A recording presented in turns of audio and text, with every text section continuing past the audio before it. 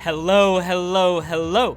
TM24 here, and we are back with some more Marvel Snap content. If you are just now finding the channel, welcome. If you are a returning viewer, thank you for your continued support. I appreciate it. My llama Loki here, he appreciates it as well. And I hope both new and returning viewers find this video entertaining as we are talking about combo decks in Marvel Snap. So, I've been playing card games for a long time, and I've always gravitated towards the combo deck style of play because you're building throughout the entire game. You're trying to get the right pieces in line, all leading up to a game-ending play, typically resulting in a really cool highlight. A lot of my shorts come from these type of decks, and honestly, I think I've probably got one of the best collection of shorts of anyone. You don't have to take my word for it. I will link the short playlist right here, but I might be the short king. Well, maybe not short king, although I am on the shorter side. Regardless, let's talk about these combo decks, and we're gonna start with the Wong Combo deck right here. So this deck is really fun because you've got two different combo options. You can use either Ironheart or Gambit, but the pieces that you're looking to get in place are Wong, and then you want to copy Wong's ability with Mystique, and then you've got either Ironheart or Gambit coming down with Odin. Now, I know a lot of cards in play there, but you can do them all in one turn if you get the right cards down. So I'm going to talk about that right now for you, and I'll lay out the perfect play line here. So, as you can see, there is no turn one play. We don't have a one drop. Ideally, turn two, we love to go Zabu so that we can get the discount on Wong. Next up is turn three, and here you need either Wave or Psylocke. I prefer Wave simply because she is more expensive, and we're gonna have discounts later thanks to Sera. So Psylocke costing only one can actually give us one extra energy going into that last turn. But let's get back to it. So 2 is Zabu. 3 is going to be Wave. Now, if I had my choice, 4 then is going to be Sera. Sera, you want to play on the same lane as Zabu. You want to split up the other ones. I'm sorry. You want to put the other ones on a different lane, but together. So in one lane, you want Zabu. In a different lane, you want Wave. Then you're going to add Sera into the Zabu lane. And then turn 5 comes around and you want Magik going into that Wave lane as well. Next up, the best option is Onslaught. And if you've got Psylocke, you can play her. If you have Psylocke and Onslaught, you've had all these cards. Typically that means you're going to be missing one combo piece. So a lot of the times you don't get Psylocke, but you don't necessarily need her. So in one lane, we've got Zabu, Sera. In the other lane, we've got Wave, Magik, and we are on turn 6.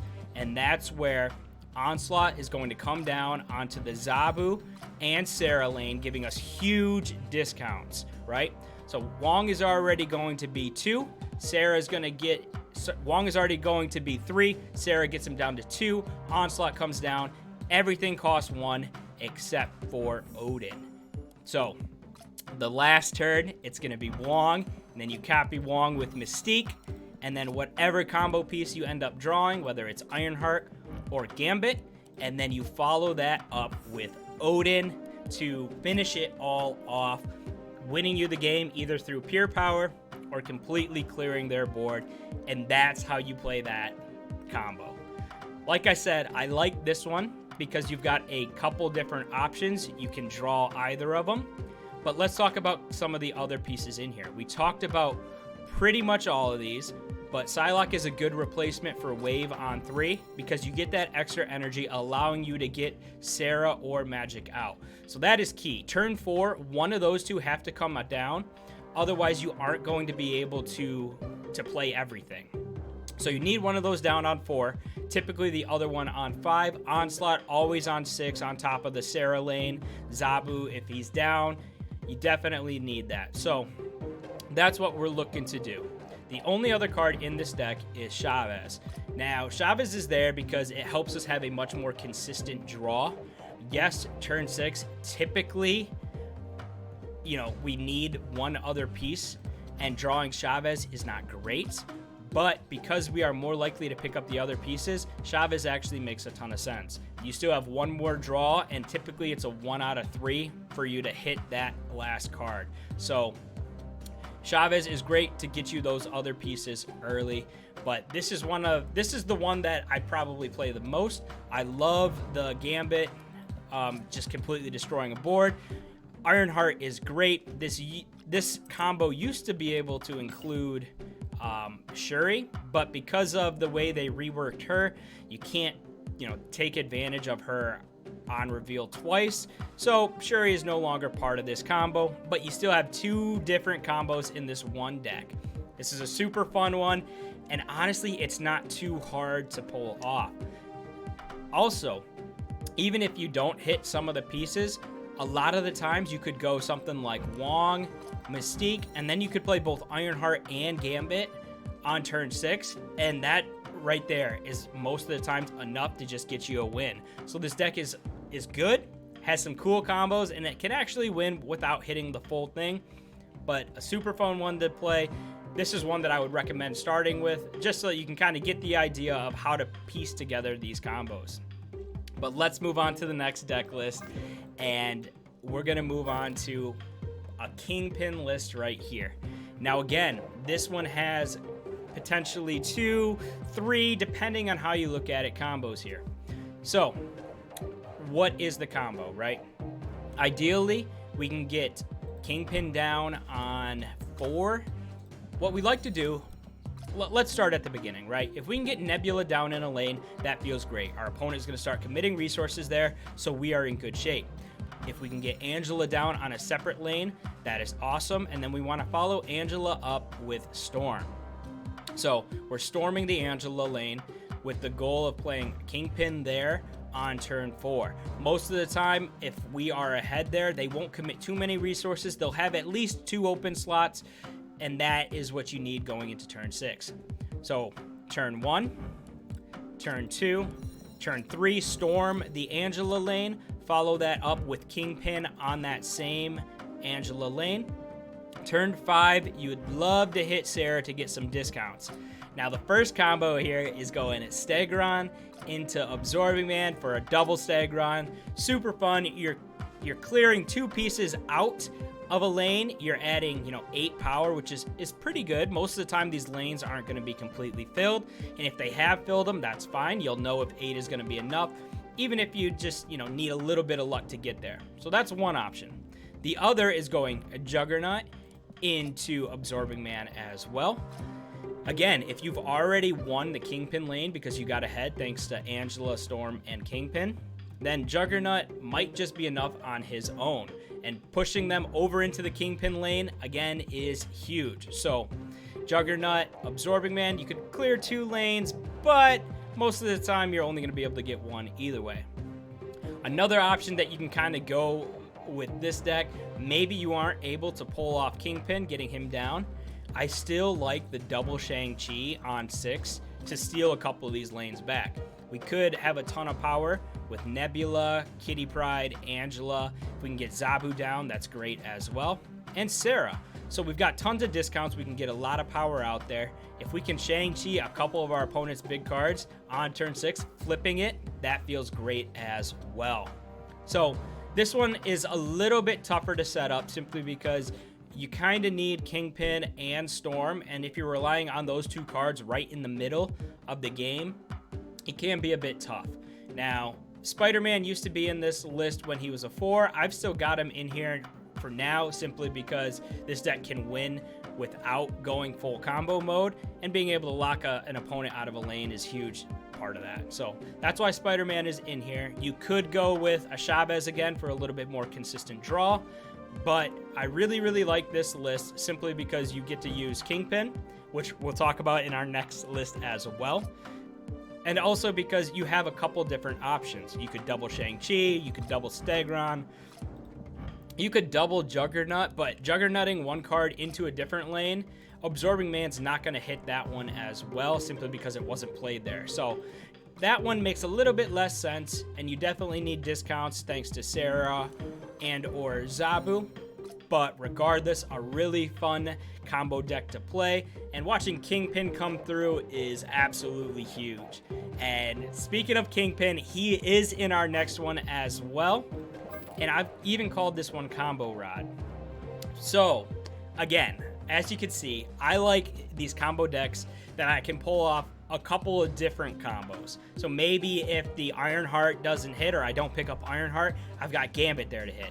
If we don't get the double Stagron, maybe we can go double Shang-Chi or Juggernaut, something like that. And this one might have the most of any of them. This has a ton of different combos that you can kind of pull off for huge, really cool plays. So let's talk about the first one here. Again, we like using Kingpin. As you can see, we've got a ton of movement pieces in here, but the first one that we could do is Kingpin on 3. On 4, we'd love to get Shuri down. And then on 5, Nimrod. And you play all 3 of those in the same lane. And then when you play Heimdall on 6, they all move. Kingpin will destroy Shuri and Nimrod, sending Nimrod to those other locations. And at 12 power, that's going to be pretty strong. If you were able to get, maybe an Iron Fist or a Ghost Spider or something like that down on, on 1 and 2, then you've already got a little bit of power there, and you're adding 12 plus wherever Heimdall ends up as well. So pretty cool using the movement aspect of Heimdall to trigger Kingpin. Now, we're going to kind of stick with the movement aspect of it, and this one I actually recently posted, but it's a similar concept here.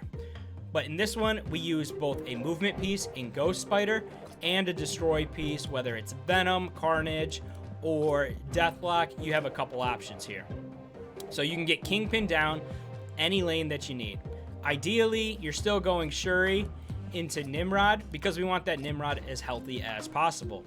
And then on 6, we're using Ghost Spider to pull Nimrod into the Kingpin lane, and then destroying one of the other Nimrods that has been summoned with either Venom, Deathlock, or Carnage, putting out then 4 Nimrods there. We destroy it once, we get 2, we destroy another one, and we get 2 more.